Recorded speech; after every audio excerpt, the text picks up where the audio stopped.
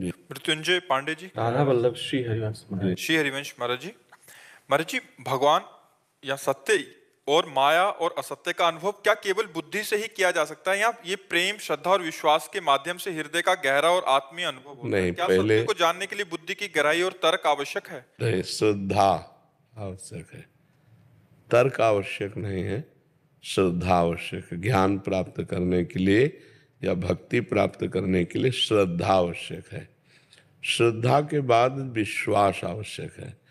विश्वास जब हो गया तो प्रतीति में विश्वास होता है ना, और विश्वास के बाद जो ज्ञान प्राप्त होता है वो भगवत प्राप्ति है। श्रद्धावान लभते ज्ञानम तत्परः संयतेन्द्रियः, और ज्ञानम लब्ध्वा, 2 बार ज्ञान शब्द आया ना, तो श्रद्धावान शास्त्रीय ज्ञान को प्राप्त करता है। शास्त्रीय ज्ञान संयम, नियम, व्रत, उपवास, धर्म, कर्म कैसे करना चाहिए, तो तत्परः, जो ज्ञान प्राप्त हुआ उसके वो परायण हुआ। तो संयतेन्द्रियः, अपनी इंद्रियों को अंतर्मुख किया, और जब इंद्रियों को अंतर्मुख किया तो फिर ज्ञान प्राप्त हुआ, वो अनुभवजन्य। अनुभवजन्य जो ज्ञान प्राप्त हुआ तो बोले पराम शांति मचिरेणाधिगच्छति, वो परम शांति को प्राप्त हो जाता है। श्रद्धावान लभते ज्ञानम तत्परः संयतेन्द्रियः ज्ञानम लब्ध्वा पराम शांति मचिरेणाधिगच्छति। भक्ति में भवानी शंकरो वंदे श्रद्धा विश्वास रूपिणो याभ्याम बिना न पश्यन्ति सिद्धाश्वांतः स्थमीश्वरम। जो हमारा ईश्वर मेरे ही हृदय में विराजमान है, बिना श्रद्धा विश्वास के हमसे प्राप्त नहीं कर सकते। तर्क की में जो बुद्धि की क्षमता है, तो बुद्धि प्रकृति की है, और वो परमात्मा के प्रकृतिजन्य विषयों की ही चर्चा कर सकती है। प्रकृति से परे परमात्मा तत्व को छू भी नहीं सकती है। गोस्वामी तुलसीदास जी ने लिखा, राम अतर्क बुद्धिमन बानी मति हमारे यहाँ सुनो भवानी। हे भवानी, मेरा मत है कि भगवान श्री राम मन बुद्धि से अतर्कनीय है, तर्क के द्वारा नहीं जाने जा सकते। तो कैसे जाने जा सकते हैं, तो बोले जब श्रद्धा और विश्वास किया तो सोई जाने जे देव, तो जानत तो है तुम्हें। अब बात हो गई। महाराज जी, विश्वास क्या बुद्धि के कारण विश्वास होता है कि विश्वास हृदय? श्रद्धा के कारण विश्वास होता है। श्रद्धा और विश्वास का संगम है, बुद्धि और तर्क का संगम। जब बुद्धि से हम कोई जानना चाहेंगे तो वो कसौटी पे कसेगी अपनी। तो बुद्धि प्राकृतिक है, वो प्रकृति जन, ये कैसे बोलते हैं, ये कैसे चलते हैं, ये कैसे खाते हैं, ये क्या पीते हैं, इनका क्या, वो प्रकृति जन्य क्रियाएं देखेगी।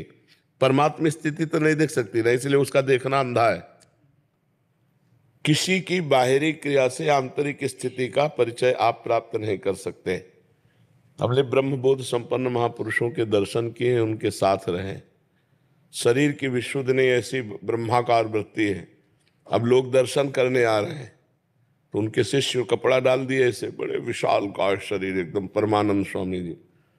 लड़का बिटिया बहुरिया ऐसे बच्चे, बहुरिया तुम कढ़ी बना लेती हो? हाँ महाराज, बहुत दिन हो गए कढ़ी नहीं खाया।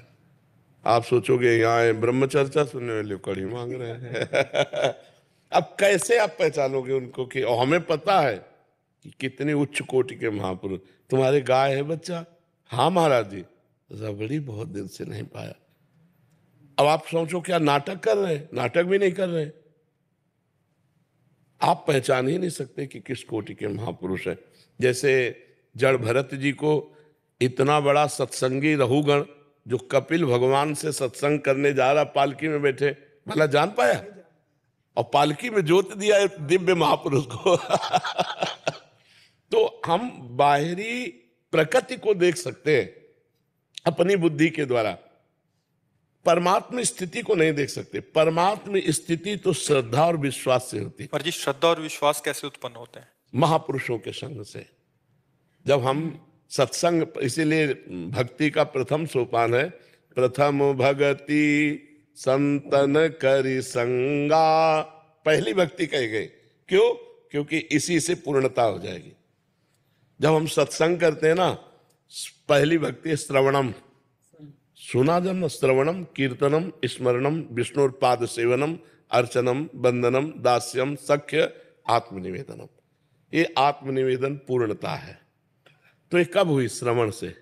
जब हम संतों के मुख से सुना ब्रह्मानंद भगवदानंद, भगवान की प्रेम स्वभाव करुणा मंगल की बातें, तो हमारे हृदय में श्रद्धा उत्पन्न हुई। जब श्रद्धा उत्पन्न हुई, हम सतमार्ग में चले तो कुछ कुछ अनुभूतियां होने लगी, तो विश्वास होने लगा। समझ रहे ना? हाँ, इसमें सही पूछो तो बुद्धि को बेचना है। लेकिन महाराज जी, पूरी पढ़ाई लिखाई संसारिक शास्त्र सब तो बुद्धि को ही प्रखर करने में लगे हुए हैं। कितना शार्प कोई देख सकता है, कितना समझ सकता है। तो इसके बाद वो क्या मुक्त हो पाएगा? नहीं